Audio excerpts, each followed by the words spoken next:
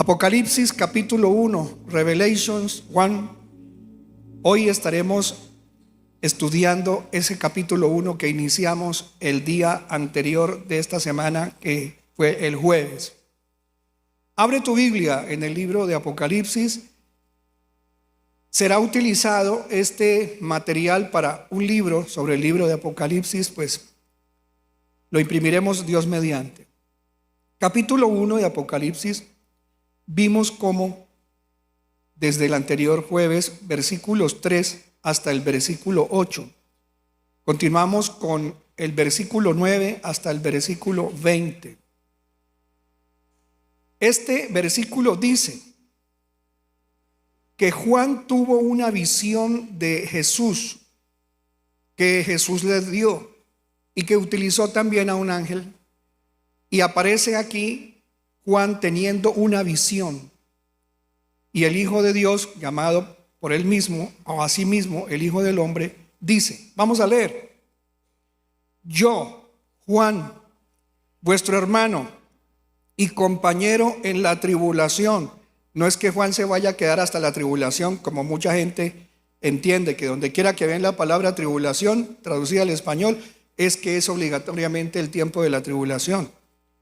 Lo que Juan está diciendo es que yo, Juan, usted sabe que este Juan es el discípulo menor, que Jesús siempre pues aparece muy cerca de él, Juan y él, y Jesús aparece en la cruz diciéndole a Juan, a este muchacho, cuando estaba él todavía en la cruz, que le entregaba a la mamá, y a la mamá, María, entregándole a Juan. Hay una relación muy fuerte de Jesús con Juan.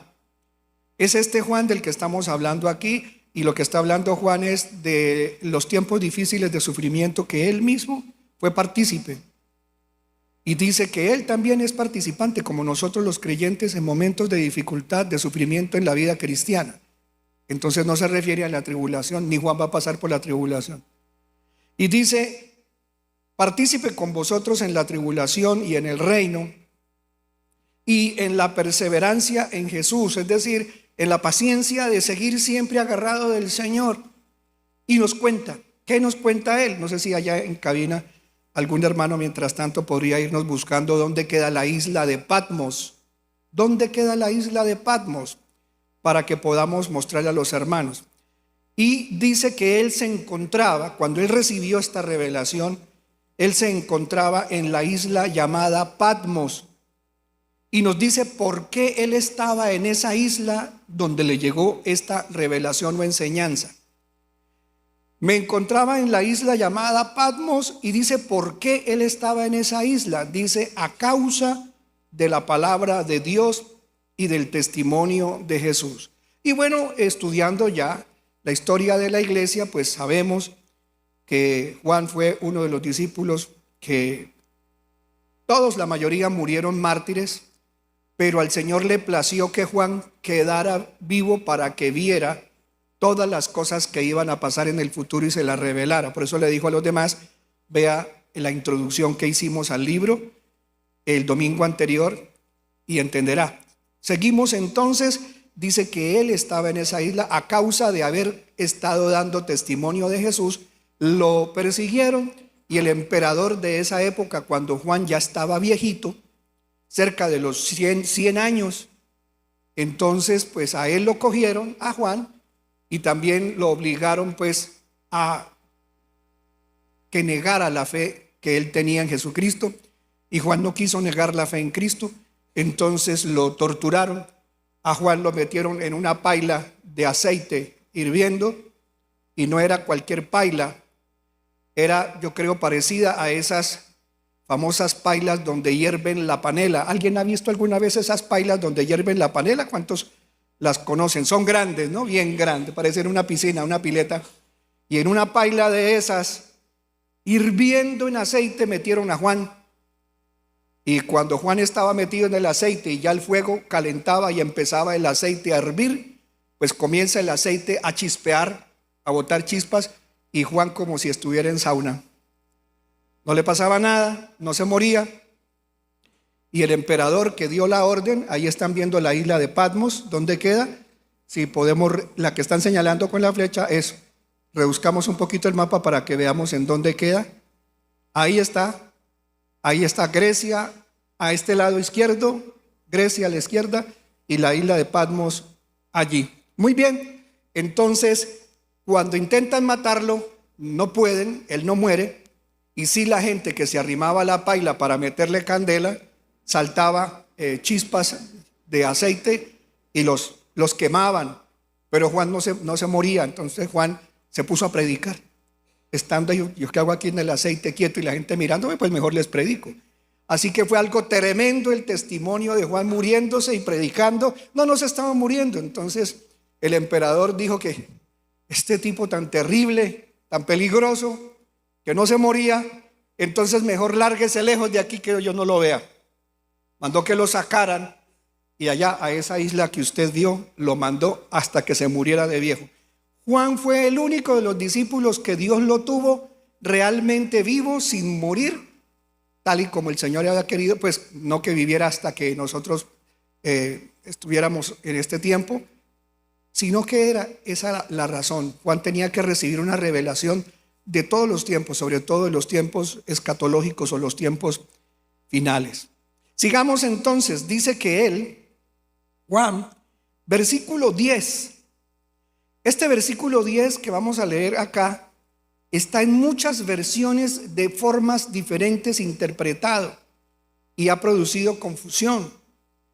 En esta, por ejemplo, en la LBLA, dice: estaba yo en el Espíritu en el día del Señor. Y sí dice la Biblia en el día del Señor. Y muchas Biblias dicen en el domingo. Otras Biblias lo traducen de otra manera. ¿Qué es ese día del Señor? Es en el griego el kuriake emera. Kuriake emera, el día del Señor. ¿Y qué es eso del día del Señor? Pero leamos el versículo. Estaba yo en el Espíritu en el día del Señor, y oí detrás de mí una gran voz como sonido de trompeta. La traducción más pegada al original del griego, koiné, literalmente está diciendo me hallé, o de alguna forma yo estaba o fui en el Espíritu. Y estaba en el Espíritu, o me hallé en el Espíritu, o llegué a estar en el Espíritu. Significa que él no lo hizo por cuenta propia, él fue llevado. Y dice que fue llevado en el Espíritu, pero allí hay interpretación de en el Espíritu de él, de Juan, o por el Espíritu de Dios. Las dos son iguales, porque el que se lo llevó allá fue el Espíritu Santo, y a él no se lo llevó con cuerpo, se lo llevó en el Espíritu. Aunque Pablo dice que él también vivió una experiencia similar, dice que él no sabe cómo fue el asunto cuando Dios se lo llevó al tercer cielo. También Pedro dice que él fue al tercer cielo, que es el cielo de Dios, y él no está seguro si fue con el cuerpo, el alma y el espíritu, o fue solamente en el espíritu. Pero aquí sabemos que Juan sí fue llevado, entonces. Pero vamos a mirar qué es eso en el día del Señor.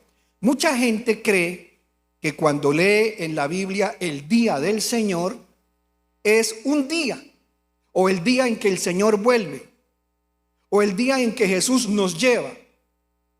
Pero realmente es mucho más que eso, y no es un día solo de 24 horas. Ese es un gran problema.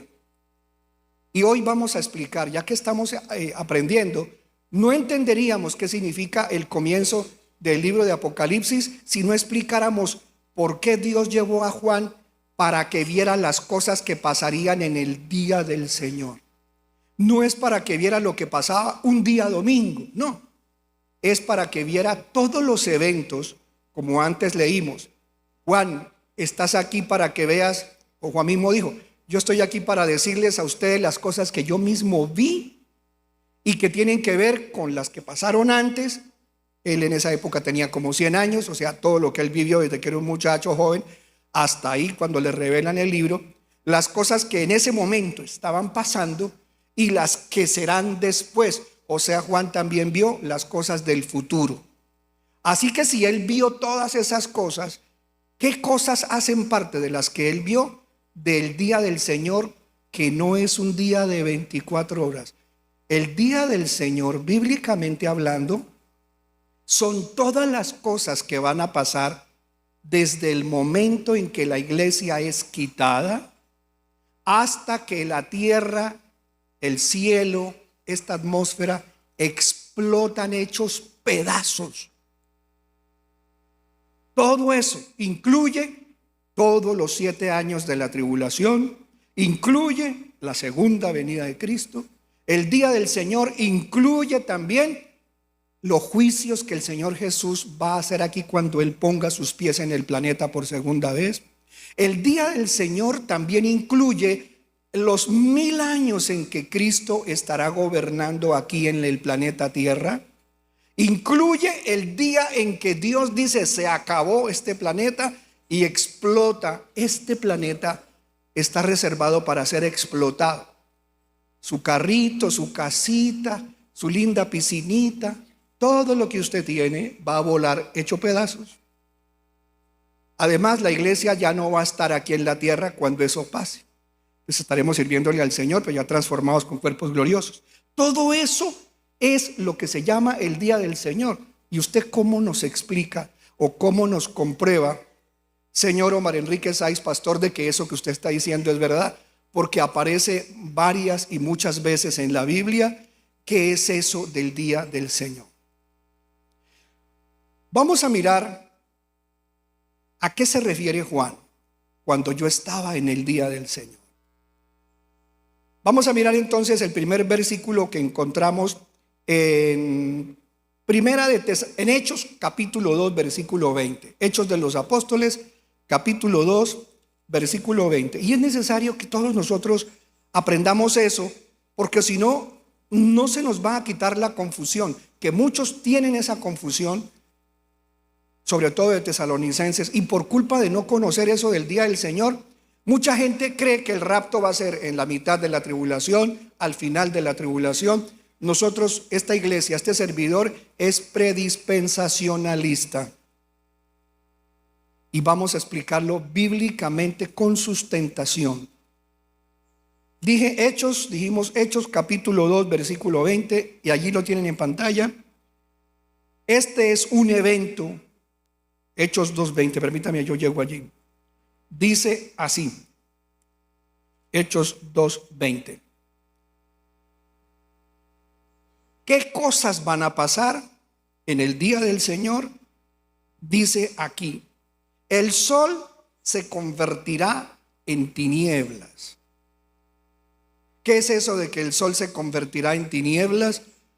Pues no es que el sol, con todo lo tremendamente, ese astro, esa estrella encendida en fuego, alguien decida como apagar la luz y se apagó. No es así. Significa que ocurrirán eventos en la tierra que harán que la luz del sol que nos llega no llegue. Algo va a pasar al planeta que va a traer oscuridad. El sol se convertirá en tinieblas y la luna en sangre.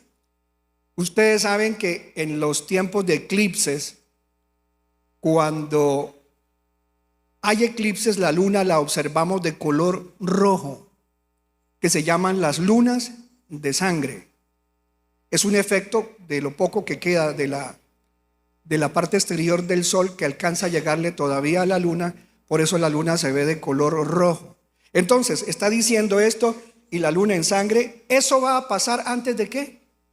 Dice que eso va a pasar antes que venga el día grande y glorioso del Señor. Pastor, pero ahí no dice el día del Señor. Pues sí, dice el día del Señor grande y glorioso, o el día grande y glorioso del Señor, el día del Señor. Entonces, ¿qué cosas van a pasar en el día del Señor? Este es un evento que se va a oscurecer la tierra, no vamos a ver la luz del sol, y la luna la vamos a ver reflejada de esa forma, luna de sangre. Características de eso. Entonces vamos a mirar otra parte, que es el 19, para entender qué más va a pasar en el día del Señor. Dice el 19 que Dios daría también prodigios. Verso 19: y mostraré prodigios arriba en el cielo y señales abajo en la tierra, ¿qué más cosas se verán aquí en la tierra en el día del Señor? Sangre, fuego y columna de humo, ¿cierto? Eso es parte de las cosas que tienen que ocurrir dentro del tiempo llamado el día del Señor. Pero también hay otro versículo que vamos a mirarlo en Primera de Tesalonicenses, capítulo 5. Bueno, antes de ver veamos lo que dice Segunda de Pedro 3, 10 y 12. Primero, Segunda de Pedro, capítulo 3, verso 10 y 12. Aquí dice, pero el día del Señor, no solo Pablo, ahora Pedro también sabe qué es el día del Señor. Pero el día del Señor vendrá. ¿Y cómo será esa venida de ese tiempo? Como ladrón. ¿Y cómo viene un ladrón? Pues no viene cantando y haciendo bulla para que vean todos los que él va a robar donde están ellos, no. Y ya sabíamos, porque la Biblia dice, hablando primero de lo que pasa antes de que venga el día del Señor. A ver, le hablo de manera más sencilla. Antes de que venga ese día del Señor tan largo con tantas cosas, lo primero que Dios va a hacer es quitar la iglesia, porque Él no quiere que la iglesia pase por el día del Señor, porque el día del Señor es un día de juicios, y mucha gente cree que el día del Señor es el día en que nos vamos a encontrar con el Señor. El día del Señor es un día que viene después de juicios, de que la iglesia hayamos sido quitados de la tierra. Cuando veamos Apocalipsis 3, en el versículo 10, dice, por cuanto has guardado la palabra de mi paciencia. ¿Se acuerdan que Juan empezó hablando de que los que guardan la paciencia del Señor? También en el 3:10 dice, por cuanto has guardado la palabra de mi paciencia, yo también te guardaré de la hora de prueba que ha de venir sobre el mundo entero para probar a la gente que ama vivir en el mundo, a los catoiqueos, a los moradores de la tierra.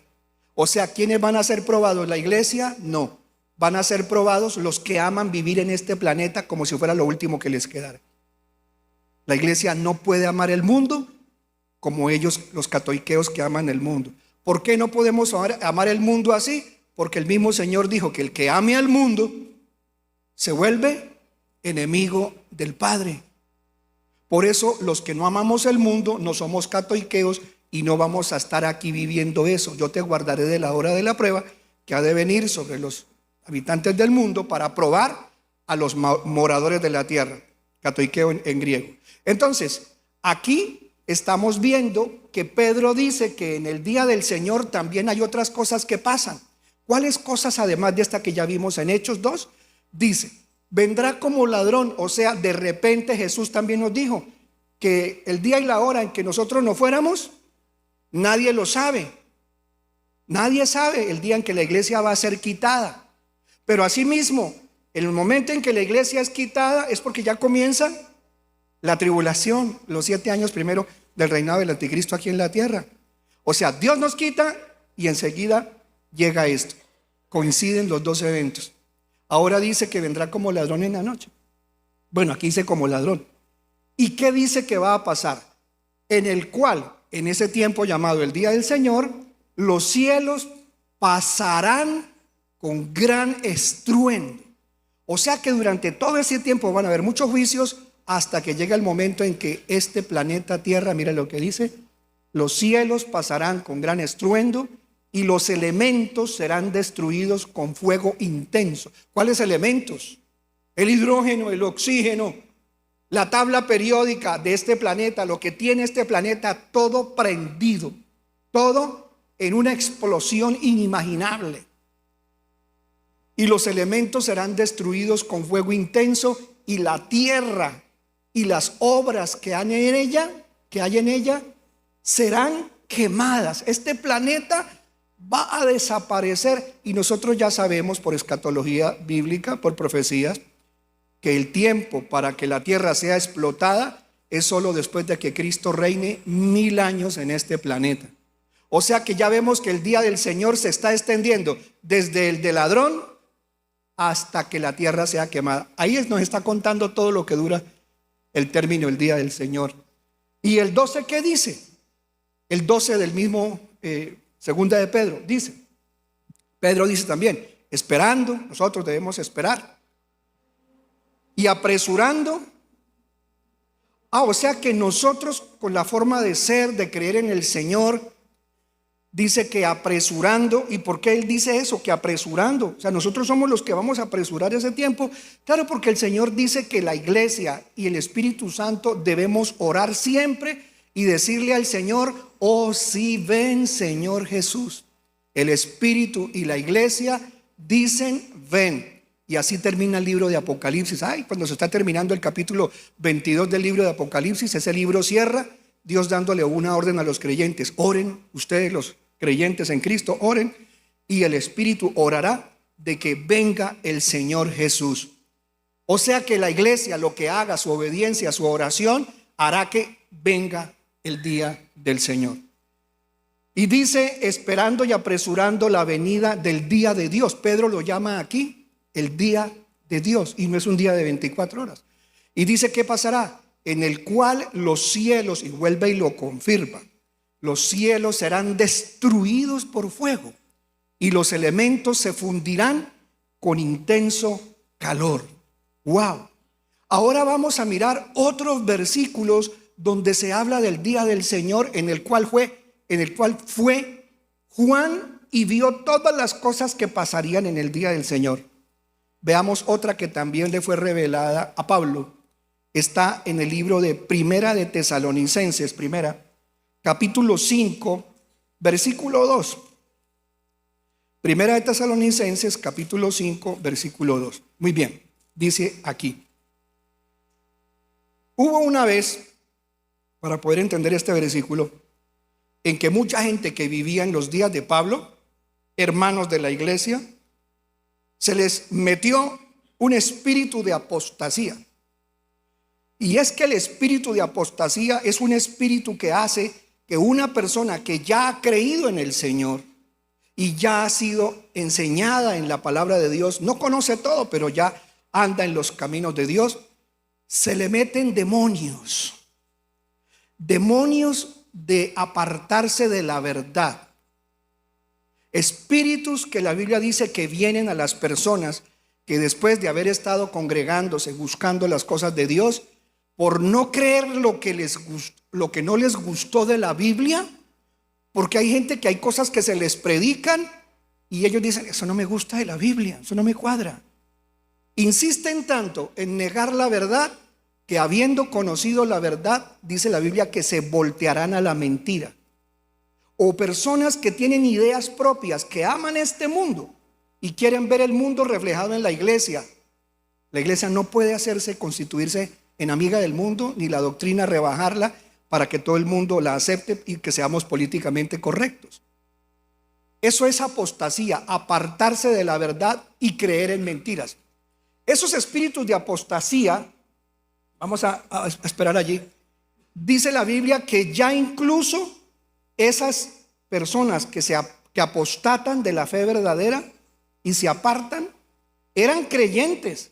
Sus nombres ya estaban escritos en el libro de la vida, porque del griego apostatar o apostasía es apartarse de. Entonces están viniendo espíritus que hacen que muchas personas nieguen ahora lo que ya antes entendían, ahora ya no lo entienden o lo entienden de otra manera. Y eso hace que se cumpla la profecía. Mire, yo le voy a hacer un paréntesis acá. Hace poco atendí a una querida persona, me reservo su nombre, de otro país, que están teniendo problemas con una persona joven. Esa persona joven empezó en los caminos de Dios, orando, congregándose, juiciosa, y de repente, no sé, creo que eso tuvo que ver, por ir a una iglesia conocida, no la nombro, la iglesia de la profecía, donde a todo el mundo le viven profetizando y le ponen la mano en la cabeza y le andan diciendo lo que le va a venir, lo que le va a pasar. Mire, le vino un espíritu de apostasía, le vino una palabra que le profetizaron cosas y ahora se le metieron a esa persona en la mente espíritus y eso es confusión, Babel. espíritus que confunden a la persona. Y esta persona cree que se va a casar con Jesús y que va a morir y que va a resucitar y que una vez resucite, entonces ella va a ser la esposa de Cristo. Ella solita, no todos los creyentes, sino ahora esa persona solita cree que Cristo es el novio. Y esa persona dice que ve a Cristo romantiqueando con ella. Y dice que Jesús está tragado de ella, pero físicamente y espiritualmente. Y que ella es el amor de Jesucristo. Pero no es la única. Ya van más de 4 personas que en el curso de estos 2 años ya nos hemos enterado que están viviendo eso. Y yo les digo, tengan cuidado. No permitan que cualquier persona les venga a enseñar otra cosa que está diferente en la Biblia. Porque dice la Biblia que por no haber creído en la verdad, creerán a la mentira. Así también hay otra persona que la conocemos. Aquí vino a la iglesia, estuvo con nosotros, compartió con nosotros. Me reservo su nombre. Y esa persona también dice lo mismo, que ella va a morir y va a resucitar en 3 días para confirmar que es la pareja de Jesucristo. Y eso está pasando en diferentes hermanos nuestros, en diferentes países. No solo ha pasado aquí en Colombia. Y eran hermanos que se bautizaron, incluso algunos de ellos aquí. Yo digo, Señor Jesús, el espíritu de apostasía está trabajando terrible.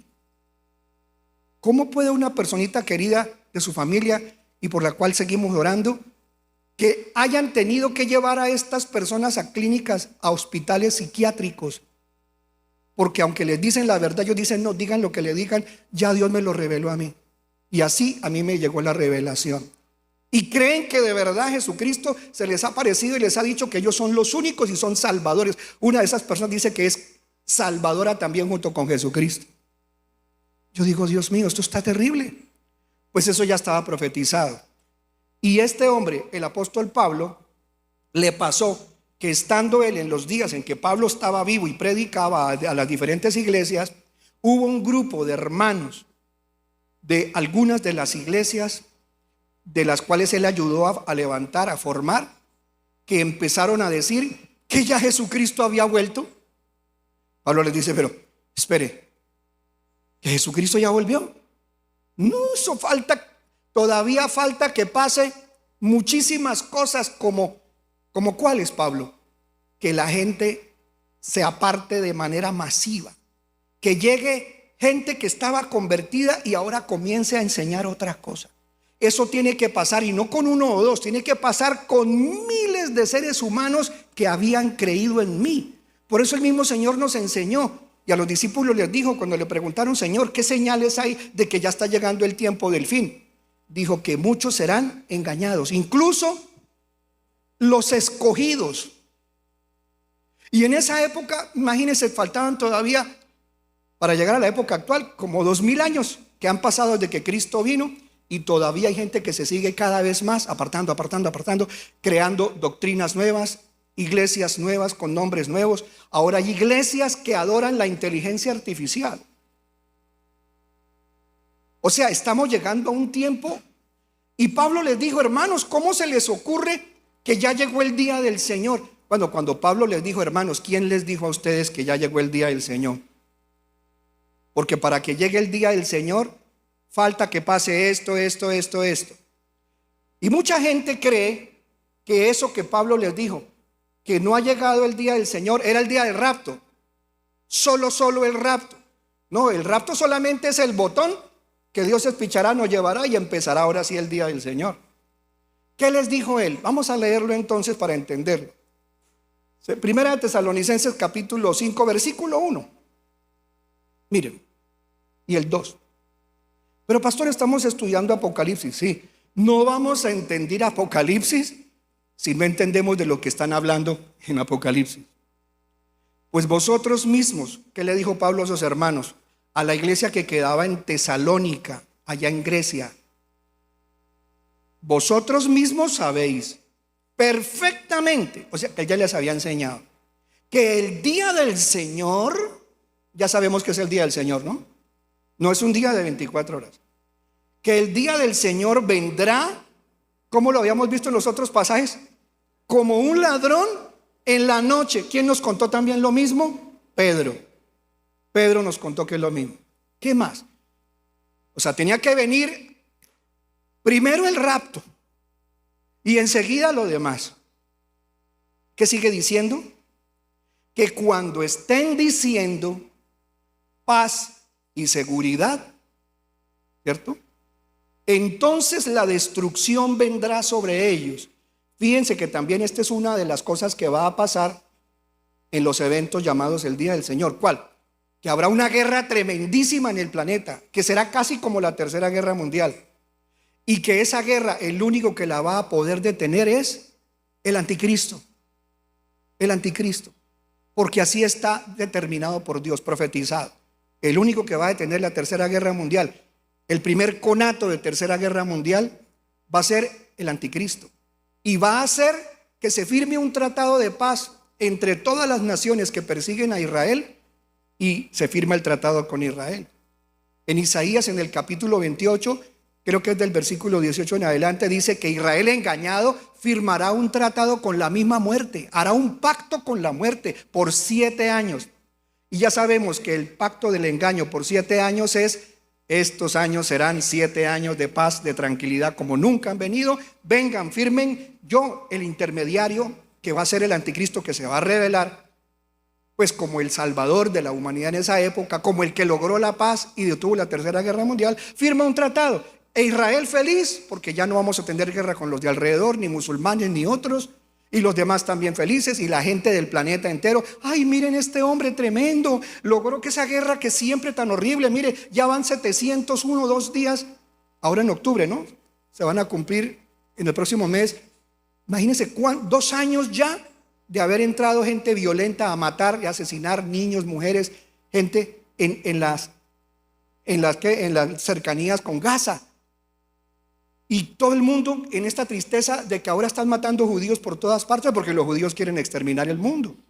Y esa guerra que hay, esa persona va a lograr que se firme un tratado de paz. Claro, al firmarse un tratado de paz de ese nivel, el mundo va a considerar que como este hombre no hay otro. Y entonces, cuando hayan firmado el tratado de paz, la gente, ¿qué va a decir en el mundo? Paz por 7 años, como nunca lo habíamos visto. Ahora sí vino la paz y la seguridad. Y resulta que ahí van a comenzar los 7 años del reinado del anticristo, con el cuento del caballo blanco que trae la paz. Uno de los primeros sellos. ¡Qué tremendo! Todo eso hace parte del día del Señor. Que cuando estén diciendo paz y seguridad, entonces la destrucción vendrá sobre ellos repentinamente, como dolores de parto a una mujer que está encinta, y no escaparán. ¿Por qué? Porque la Biblia ya nos venía diciendo que vendría un tiempo en el cual Dios haría juicio contra la iglesia que estamos aquí, que se conoce como el principio de los dolores de parto. Entonces, los problemas que tenemos los creyentes cristianos en el mundo en este momento son solamente el tratamiento que Dios dice que primero necesita ser tratada la casa de Dios, para que después sea tratada la casa del mundo. Y cuando Dios esté tratando con la casa de Dios, la iglesia que está aquí en la tierra, será el principio de los dolores de parto. Yo les he dicho muchas veces que yo pues soy testigo de cómo es el proceso de los dolores de parto, porque no es que he tenido hijos, ¿no? Pero sí mi esposa y yo de cerca viviendo. Cuando a ella le vinieron los primeros dolores para nacer mi hijo mayor, el pastor Brian, fue para mí un golpe tremendo, porque yo no me imaginé ni qué siente la mujer, pero sí la veía ahí angustiada, mi esposa bien gorda. Y, ay papi, ya esto ya llegó ya. Y yo, Dios mío, ¿qué hago? Yo no tenía carro, yo no hallaba qué hacer. Es que ni siquiera alcancé como a percibir que había que llevarle a la esposa, ni un jabón, ni una toalla, ni nada. Yo estaba pero en la luna, lo único que hacía era sufrir. Ay, vino el chino, ay, ya está con dolores. Y solo veía a mi esposa agarrada de una silla quejándose, ay, cogiéndose la pancita, ay. Y yo, principio de los dolores de parto. Pero el principio de los dolores de parto no son nada comparado con, ¿qué dicen las hermanas? Con ya los dolores del parto. Entonces así es acá en la iglesia. Primero la iglesia tiene que vivir el principio de los dolores. Pero ¿quiénes van a vivir los dolores de parto? Los que están amando al mundo. La iglesia no. La iglesia solo estará en los dolores de parto principio. Y los que se queden a pasar los dolores de parto. Entonces ya sabemos que el día del Señor incluye dolores literales de parto. Como dolores de parto a una mujer que está encinta y no escaparán. ¿Quién es el único que va a escapar? La iglesia, porque el Señor no va a dejar que pasemos ese tiempo terrible de dolor. Ahora, sigamos leyendo. Primera de Tesalonicenses, estamos leyendo el capítulo ahora 2, ¿cierto? 2. Primera de Tesalonicenses 2, versículo 1. Porque vosotros mismos sabéis, le dijo Pablo a ellos, no se dejen creer que ya llegó ese día del Señor, que nuestra visita a vosotros no fue en vano, sino que después de haber sufrido y sido maltratados en Filipos. No, es segunda de Tesalonicenses. Segunda. Perdón, primera, no, segunda de Tesalonicenses. Gracias. Versículo 1. Amén. Y versículos hasta el 4. Veamos. Pero con respecto a la venida de nuestro Señor Jesucristo, ¿cuándo será la segunda venida del Señor Jesucristo? Después de que la iglesia ya se haya casado con Él, después de que hayan pasado en el planeta 7 años del reinado del anticristo. Ahí sí será la segunda venida de Cristo. Entonces Pablo le está diciendo, mire, con respecto a la segunda venida de Cristo, que ustedes dicen que ya vino, porque en esa época hermanos se pusieron a decir, el Señor Jesús ya vino por segunda vez. ¿Dónde está? No, es que Él no se va a ver, Él está en el aire. Pero usted, ¿por qué dice si es que la Biblia dice que todo ojo le verá? No, pero es que ya en el ojo espiritual ya lo entendimos, porque siempre hay gente que todo lo tuerce. Entonces Pablo les dice, miren hermanitos, con respecto a la venida de nuestro Señor Jesucristo y a nuestra reunión con Él, os rogamos, hermanos, ¿qué les ruego? Que no seáis sacudidos fácilmente en vuestro modo de pensar. O sea, no les muevan la cabezota, mano. Ni se alarmen.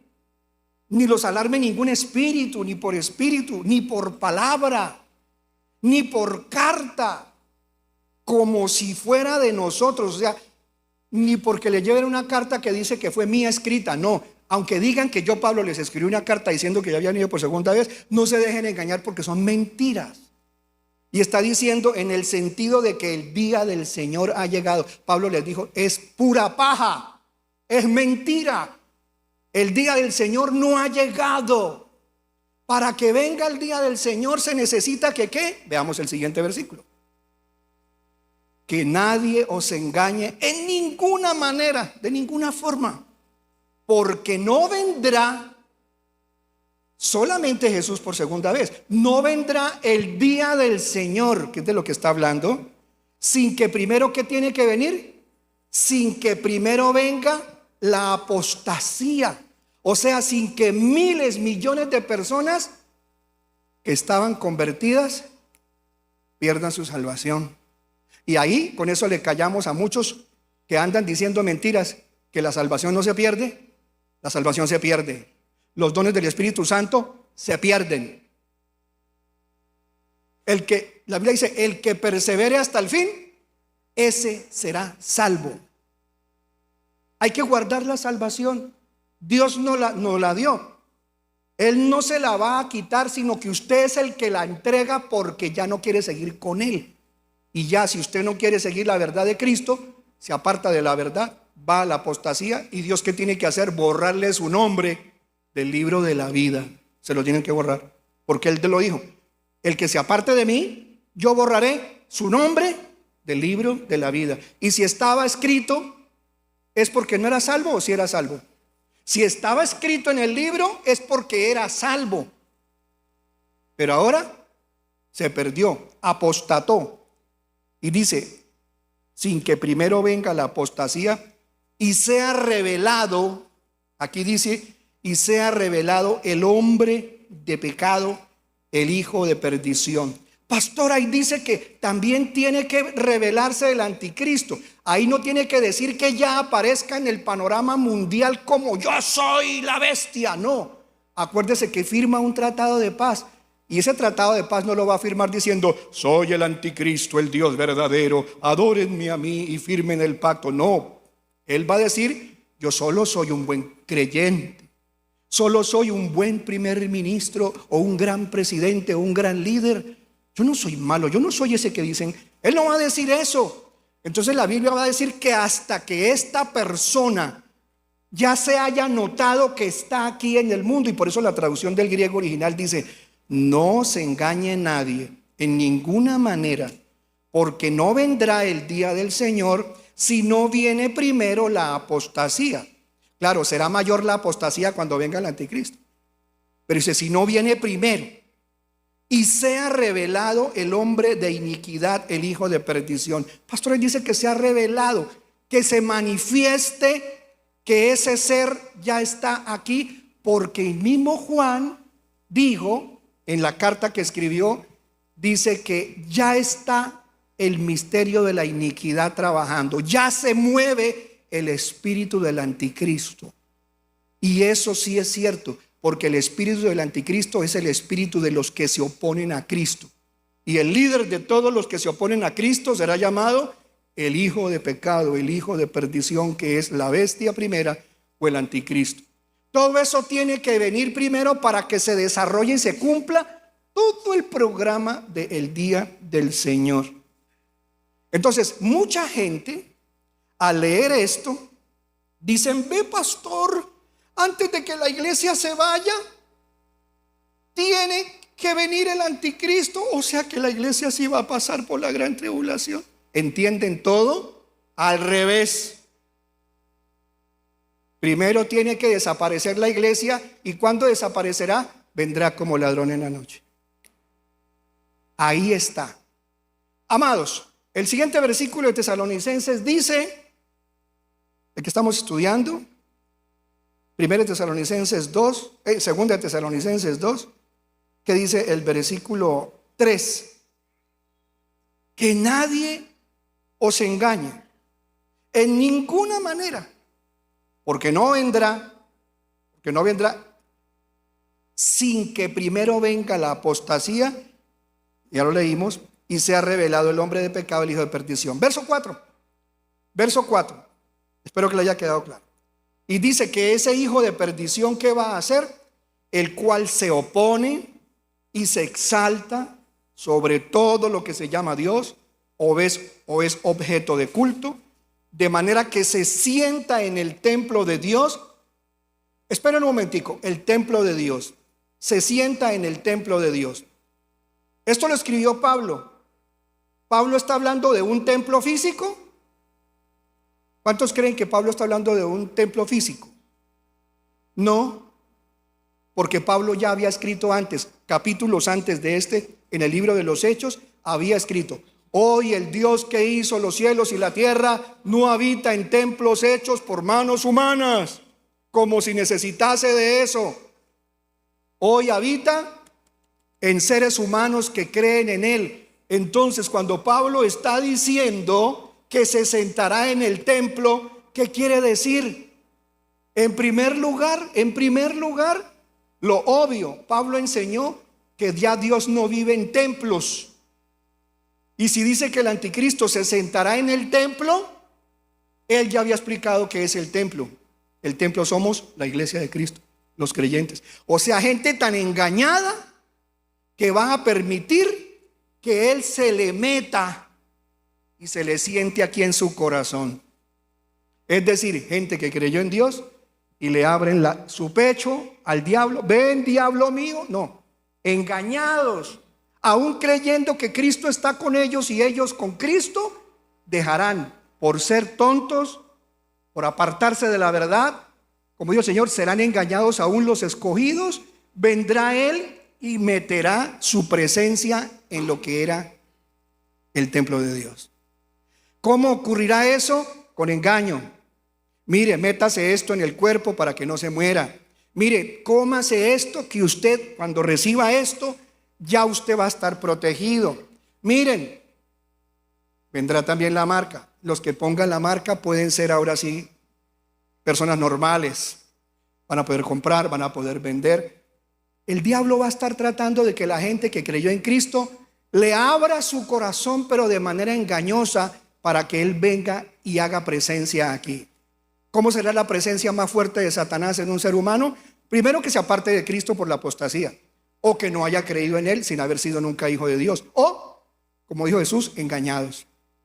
Y ya muchos empezaron a poner la mano y el brazo para que le pongan la salvación de su vida. Y ahí ya viene, hermano, un inicio de una posesión de poderes demoníacos. Yo les mostré en la introducción de Apocalipsis la cantidad de cosas inmundas que se le han sacado a personas del cuerpo, de muertos en las necropsias que hicieron. Le sacan del hígado, del cerebro, de los intestinos, de diferentes órganos del cuerpo. Le sacan las rilas gigantes de cosas como criaturas, como si fueran tentáculos de una criatura que empezó a crecer dentro del organismo. Véanlo, le mostramos las fotos en la introducción de este tema. Entonces se sienta en el templo de Dios presentándose como si fuera Dios, porque habrá una conexión de la mente humana con la inteligencia artificial tan brava que la inteligencia artificial le hablará por dentro de la cabeza a una persona, así como le habla a estos hermanitos que han dejado creer que son la esposa de Cristo y que se van a casar con Él. Les va a hablar aquí por dentro y les va a decir: yo soy el Dios verdadero, no lo busques afuera de ti. No busques a Dios fuera de ti. Yo siempre he estado dentro de ti. Soy llamado el Cristo interno. Busca el Cristo interno. No busques afuera. No busques en esa iglesia y en las tradiciones, en esas místicas raras de los cristianos. Los cristianos son un engaño. El cristianismo es un engaño. El poder está dentro de ti. Búscalo ahí. Pues van a empezar a hablar con ellos mismos y de dentro de ellos saldrán voces. Mire, si usted, hermano o hermana, se la ha pasado últimamente escuchando voces y voces y voces, poderes demoníacos le están hablando dentro de usted. Se sienta en el templo, pero físicamente, pastor, yo he visto que están queriendo construir el tercer templo en Israel. Claro, eso también lo piensan hacer. Y hay gente cristiana orando: Señor, que se construya el tercer templo. Pero ¿por qué, hermana? No, será lindo ir a Israel y ver el tercer templo reconstruido. Pero ¿cuál templo? Sí lo van a hacer. Eso también es parte de una profecía. Van a construir el tercer templo físico. Pero el tercer templo es el espiritual. Nosotros no tenemos que ir a visitar el templo, está aquí.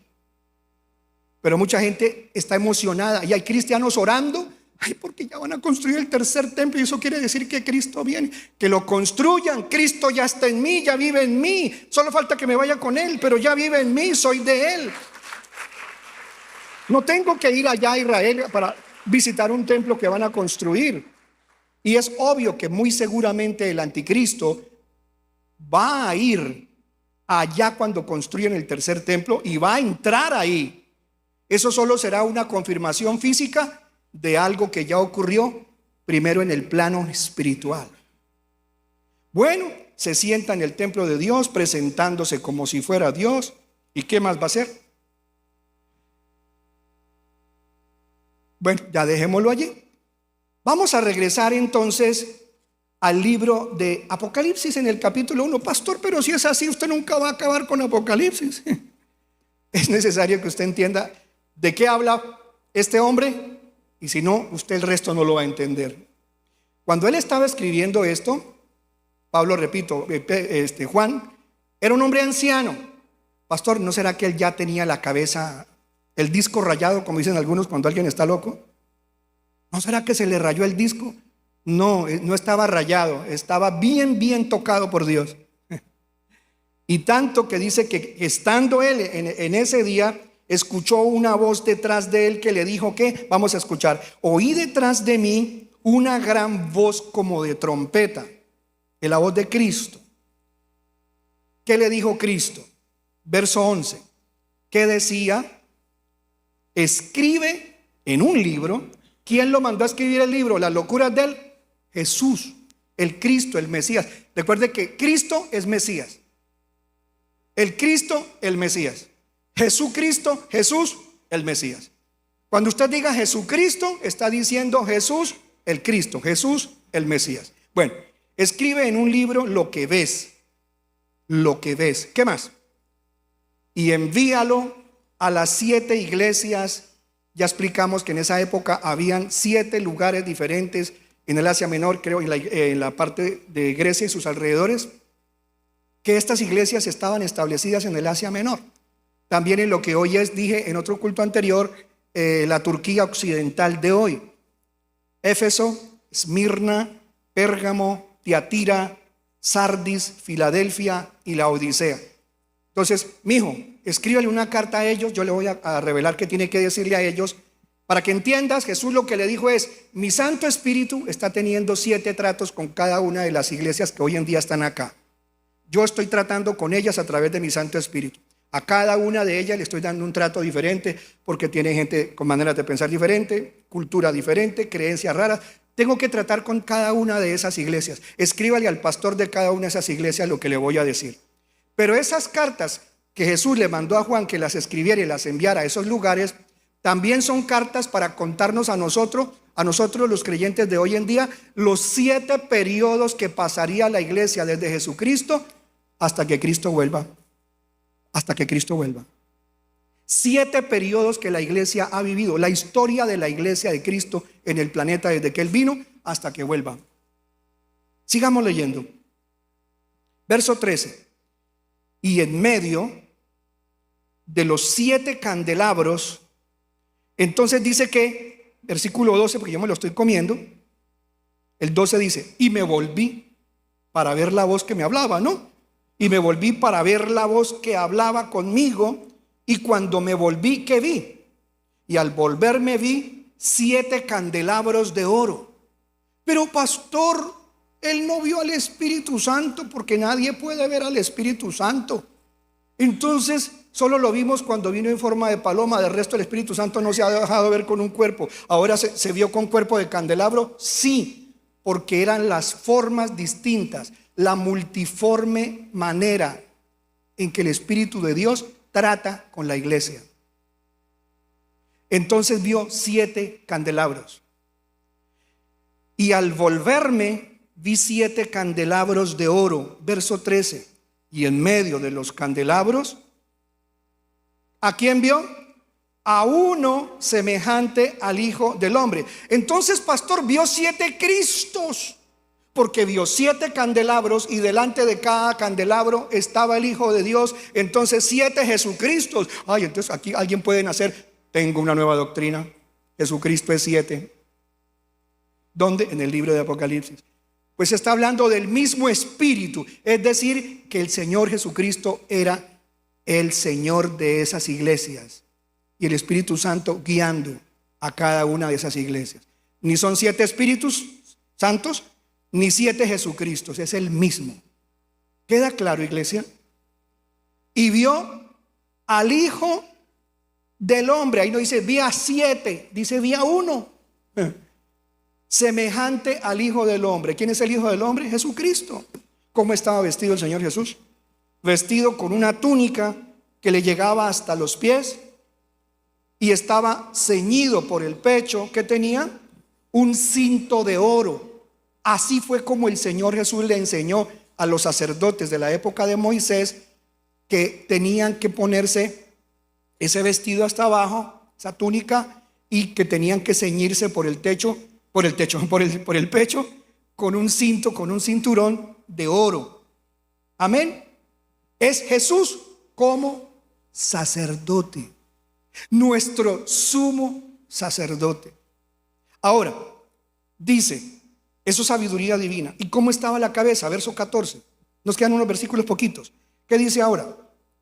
Dice, su cabeza, la cabeza de Jesús, y sus cabellos eran blancos. Se lo dije el pasado servicio, que no solo se le ve blanca la cabeza al Padre, y que no es un viejito, cuchito, que ya no puede ni moverse, porque a él se le llama, al Padre también se le llama el anciano de días. No anciano de edad, sino anciano de días, porque no tiene principio ni tiene fin. ¿Quién le va a contar los años? Sus cabellos eran blancos como blanca lana, como la nieve. Los ojos de Jesús, ¿cómo los vio? Pastor, Jesús es un demonio. No blasfeme. Pero pastor, yo he visto demonios y tienen los ojos llenos de fuegos. Yo también he visto demonios. Uno se paraba en la puerta de mi abuelita, ahí como de 3 metros. Yo creí que era un ladrón. Cogí un palo y le iba a dar un garrotazo cuando se me paran los pelos de los brazos y quedé tieso, con la mandíbula trabada, que no era capaz. Y el demonio, como volteó a mirarme, era una calavera, y por dentro de los huecos de las cuencas era candela lo que tenía por dentro, ojos de fuego. Ay, entonces Jesús es diablo. Lo que está diciendo ojos de fuego significa viene para hacer juicio. Porque él, Juan, vio a Jesús en el tiempo de los dolores de parto. Jesús va a venir a traer juicio sobre el planeta cuando la iglesia ya no esté. Sus ojos eran como llama de fuego. ¿Y dónde dice eso? Dios es amor, pero Dios es fuego consumidor. Y fuego consumidor es juicio sobre la raza humana. Vamos a ver el versículo 15. Sus pies, ¿cómo eran los pies de los que menciona la Biblia? ¿De qué forma? Sus pies semejantes al bronce bruñido. ¿Qué es eso de bruñido? Fundido. Coja bronce, derrítalo, encendido, después de estar derretido, brilla el bronce. Es el bronce bruñido, como en un horno encendido. Y su voz como el estruendo de muchas aguas. ¿Qué tenía Jesús, hermano? Vamos a mirar. Pero antes de ver eso, cuando hablamos de los cabellos blancos, usted habló de que el padre, que el anciano de días. ¿Dónde está? Documéntese, pastor. Sí, perdóname, no te nombré el versículo. Daniel, capítulo 7, verso 9. Un momentito para que no quede en el aire. Daniel, repito, Daniel, capítulo 7, versículo 9. ¿Qué dice?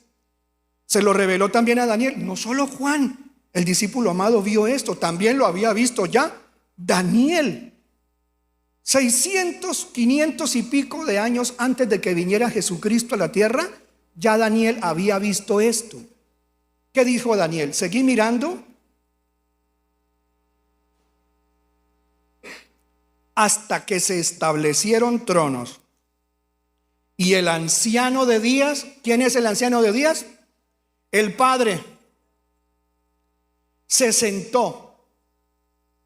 Su vestidura era blanca como la nieve, y el cabello de su cabeza como lana pura. De Jesús dijo que era como nieve blanca. Y blanco el Padre y blanco el Hijo, y ambos blancos por todos los lados. Porque el Padre, el Hijo y el Espíritu Santo son un solo Dios verdadero. ¿Cuánto le damos gloria al Cordero? Bendito su nombre santo. Hermoso Jesús. Su trono, llamas de fuego, y sus ruedas. El Señor tiene ruedas, es un carro. Yo tengo un Dios que es un carro. Es que hay unas criaturas que se llaman los querubines y los serafines, que andan alrededor del Señor, y algunos de ellos tienen ruedas con ojos. ¡Ay, qué horrible! Yo no me quiero ir al cielo, pastor. Hay criaturas que tú ni conoces cómo son. Y dice, y sus ruedas fuego abrasador. Ahí está describiendo. Ahora más adelante en el libro de Apocalipsis 5, cuando vayamos a estudiarlo, usted va a ver que el anciano de días está sentado en el trono y llama a ver en el planeta, en el cielo, en el universo, quién es digno de que venga y coja el libro que tiene el Padre con sellos y suelte los sellos. Y dice que no se encontró a nadie que fuera digno, pero vino hasta el anciano de días, el que estaba sentado en el trono. Vino el Cordero que fue inmolado, tomó el libro de las manos del que estaba sentado en el trono. Y yo digo, ¿dónde quedan aquellos que dicen que Jesús es solo? Es que Jesús es solo. No hay Padre, no hay Espíritu, es solo Jesús. Hay Padre, persona. Hay Espíritu Santo, persona. Hay el Hijo de Dios, persona. 3 personas distintas y un solo Dios verdadero. Acá entonces dice que siguió mirando, ya lo leímos, Vamos de nuevo a seguir y terminamos el capítulo 1 del libro de Apocalipsis en el día de hoy. Versículo entonces 16. En su diestra, en la mano derecha de Cristo, ¿qué había? Dice que en la mano derecha de Jesús tenía 7 estrellas. En esta versión dice, versículo de Apocalipsis, estamos en Apocalipsis, hermanos de cabina, capítulo 1, versículo 16. En su mano derecha tenía 7 estrellas y de su boca salía una aguda espada de 2 filos. ¿Qué es eso de una espada aguda de doble filo? En el versículo 16 dice que literalmente saliendo, estaba saliendo. ¿Por qué estaba saliendo? No es que de la boca de Jesús le salía una espada como la película del Terminator, sino que Él dice que serán juzgados por la palabra de su boca, que será como espada aguda de 2 filos. Y la palabra de Jesús es la palabra que Él desata de juicios para el planeta Tierra. A eso se refiere Juan. Y dice, su rostro era como el sol cuando brilla con toda su fuerza. Ni Juan siquiera podía sostener la mirada del brillo espectacular que emanaba de Jesús de Nazaret. Y entonces, cuando Juan ve eso que sobrepasa la luz del sol, ¿cómo quedó? Dice, cuando lo vi. ¿Qué le pasó a Juan? Pregunto, ¿ya Juan había visto al Señor brillando? ¿Ya Juan había visto al Señor brillando? ¿Cuándo lo había visto brillando? En el monte Tabor, cuando Jesús se transfiguró delante de Juan, de Jacobo y de Pedro. En la nube de Jesús que se apareció, lo vieron brillar y el Señor le dijo, no le cuenten a nadie hasta después de que yo me haya ido. No le cuenten a nadie. Lo vieron en su gloria, repito, en su gloria, su kabod o kebod en hebreo. No aparece la palabra Shekinah. Una hermana me preguntó, pastor, pero en la Biblia en inglés dice que la Shekinah, en el libro de Segunda de Crónicas, traductores y rabinos colocaron la palabra Shekinah, pero en hebreo no existe esa palabra. Esa palabra Shekinah la usaron rabinos antiguos que adoraban a una diosa que se le nombraba la Shekinah, la diosa Shekinah. ¡Wow! Qué triste que hay iglesias que se llaman la Shekinah de Dios, la demonia de Dios. Qué terrible, hermano. Porque la gente coge palabras y no se pueden estudiar qué es eso. La gloria de Jesús estaba brillando, su gloria, no Shekinah, su gloria, su kebod, su kabod. Por eso cuando la gloria de Dios abandonó el templo en el Antiguo Testamento, lloraban, la gloria de Dios abandonó el templo por el pecado. Decían, y kabod, y kabod, y kabod. La gloria de Dios se ha ido. Aquí la gloria de Dios está en el rostro de Jesús, se está viendo. Y Juan no puede de tanta gloria, porque esta es una gloria que el ser humano nunca la ha entendido, lo potente que es la gloria de Jesús. Y entonces cuando lo vio, ¿qué le pasó a Juan? Cuando le vi, ¿qué hizo él? Caí como muerto a sus pies. ¿Y qué hizo Jesús? El Señor vino y ¿qué hizo? Le puso la mano derecha sobre Juan, el discípulo amado. ¿Y qué le dijo a Juan? ¿Qué es lo que siempre hace Jesús cuando estamos con miedo, con susto, con algo? No temas, no temáis, manada pequeña, no temas. Siempre Jesús diciendo, no temas. Yo soy el primero y el último. ¡Wow! ¡Qué poder! Poder de Dios. El primero y el postrero. Miremos Isaías 44:6. Nos quedan 5 minutos. Isaías 44:6, ¿qué dice? Leamos. Isaías 44:6. Así dice el Señor, el Rey de Israel. ¿Y quién más? Y su Redentor. ¡Wow!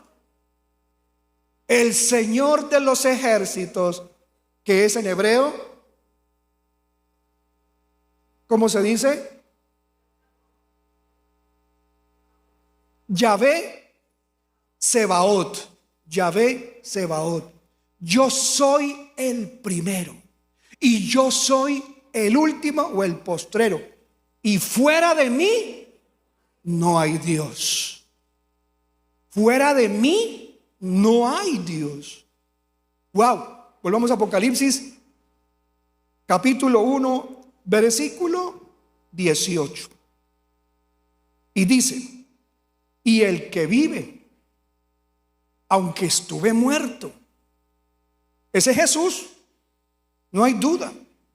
Pero dice: he aquí vivo por los siglos de los siglos. ¿Y qué nos contó el Señor y nos reveló? Y tengo las llaves de la muerte y del Hades. Tengo el dominio, tengo el control de la muerte y del infierno. Versículo 19. ¿Qué le sigue diciendo a Juan? Siga escribiendo, Juan, escriba. ¿Qué le dijo que escribiera? Hagamos un poquito de exégesis de acá. Escribe pues las cosas que has visto. ¿Cuántos años tenía? Casi 100. Escribe lo que has visto. Ay, Dios mío, tanto que yo he visto. Pues las que yo le voy a revelar. Escribe las cosas que has visto. ¿Y cuáles más? Escribe las cosas que son ahora, que son presente. ¿Y cuáles más? Y las que han de suceder después de estas. Ahí nos está hablando de 3 tiempos.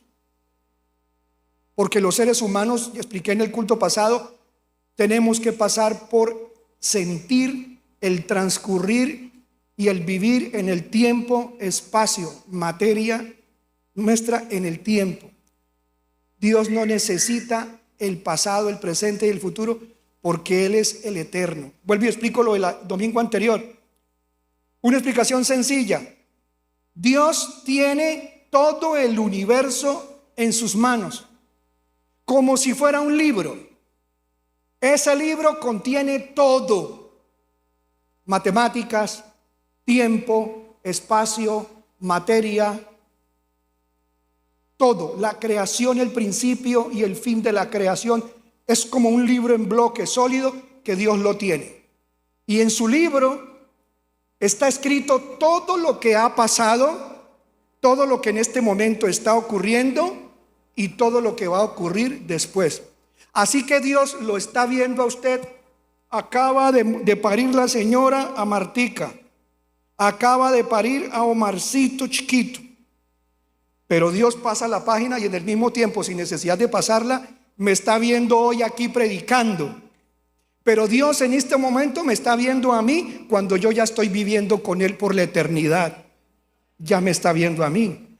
Yo solamente voy en una de las páginas de mi vida, ahí voy. Pastor, y si a mí se me da la gana de cambiar la hoja, pues tú cambias la manera de actuar y en el libro queda escrito lo que al final usted terminó siendo. ¿Entiendes? Pero Él ya tiene escrito lo que pasó al final. Así tú por el intermedio estés cambiando cosas, Él ya conoce lo que pasó y lo que pasó ya está escrito. Pero Él está por fuera de esto. Lo tiene todo controlado. ¿Cuánto le damos un aplauso al Señor? Para siempre su misericordia. Ay, pastor, yo quisiera que Dios me permitiera ver la página de adelante mía. No, hay de pronto te tuerzas. Yo le dije a mi esposa estos días, haciendo un pequeño paréntesis aquí: oiga, mami, yo nunca me había imaginado que yo terminara siendo un pastor. Yo era un empresario de la publicidad, tenía otros pensamientos. Claro, me gustaban las cosas de Dios, pero yo nunca me imaginé. ¿Tú te habrías casado con un pastor, amor? Yo le pregunto eso a mi esposa: ¿tú te habrías casado con un pastor? Claro, un pastor lleno de errores. ¿Te habrías casado? Así que yo le digo: mejor déjele las cosas que no han venido a Dios y que solo le muestre lo que a Él se le antoje mostrarle. El día en que Dios te dé una profecía de algo que Él ya sabe que tú vas a vivir en el futuro, agárrala y no te sueltes. Agárrala. A mí Dios ya me dijo cosas del futuro, cosas que sí se las puedo contar, como mi familia sabe y se las he contado. Pero hay otras cosas que este pastor va a vivir en un futuro cerca, que usted, si yo le dijera a usted, me cogería a plomo, me echaría a la hoguera, me mataría, porque usted diría que yo estoy loco. Así que esas cosas no se pueden contar. ¿Y por qué? Porque son cosas que van a pasar, están escritas en el libro de Dios y solo Él dice, yo me la reservo, y si te la cuento, no la puedes contar a nadie. ¿A quién le dijo eso? A Pablo también. Ah, no, ahora el pastor Omar Pablito 2. No estoy diciendo eso, por favor. Solo que hay cosas que Dios dice que a quien Él se las quiera revelar. Y si Dios te da algo del futuro para guardarlo, guárdalo en tu corazón. Dios le reveló a María cosas del futuro y cosas del presente. Y a Juan se le dio su santísima gana, le plugó, quiso, le dio su santísima gana mostrarle el pasado hasta un punto, el presente y el futuro. Aquí dice, versículo final 20, dice: en cuanto al misterio de las 7 estrellas que viste en mi mano derecha y de los 7 candelabros de oro, las 7 estrellas, ¿qué le explicó? Son los ángeles de las 7 iglesias, y los 7 candelabros son las 7 iglesias, como ya lo habíamos explicado antes. Vamos a estar de pie, amada iglesia. 7 iglesias, 7 variedades de cristianos, unos verdaderos, otros falsos. Es lo que vamos a explicar cuando veamos el capítulo 2 del libro de Apocalipsis. Yo siento como que he estado metido en una película, pero es que esto es una película maravillosa. No es ficción, es realidad. ¿Cuántos quedan con hambre? A mí me gusta que quedemos con hambre, porque eso está bueno, hermano. Levanta tus manos. Padre, te adoramos, te damos gloria. Qué maravilloso es exponernos a la luz de tu palabra. Perdónanos, Señor, cuando nos hemos confundido por no profundizar en las Escrituras. Pero guarda, Señor, estas cosas en mi corazón para que el enemigo no venga y se las lleve. Y no me aparte la apostasía. Guárdame de la apostasía. Oremos, hermanos. Padre, hoy oramos por hermanos y hermanas que tienen familia, que están pasando por procesos difíciles, porque sus familiares, sus hermanos, sus hijos, sus padres, primos, primas, sobrinos, tíos, abuelitos, nietos, de alguna manera están tercos, rebeldes a la palabra. Les molesta la Biblia, les fastidia que le hablen de Dios a ellos, porque están viviendo, Señor, entre los catoiqueos de este mundo. Hoy oramos para que todas las personas de la familia por las cuales hoy estamos intercediendo sean tocadas, y en el nombre de Jesús reprendemos todo espíritu de apostasía, de rebelión contra Dios. Te pedimos que los falsos maestros sean, Señor, avergonzados, pero trae a la salvación, trae a la persistencia en el santo evangelio de Cristo a los que tú ya conoces en tu libro que lo van a hacer. Ayúdanos a algunos a arrebatarlos del fuego mismo, y a otros a ni siquiera tocarles la ropa contaminada por ellos.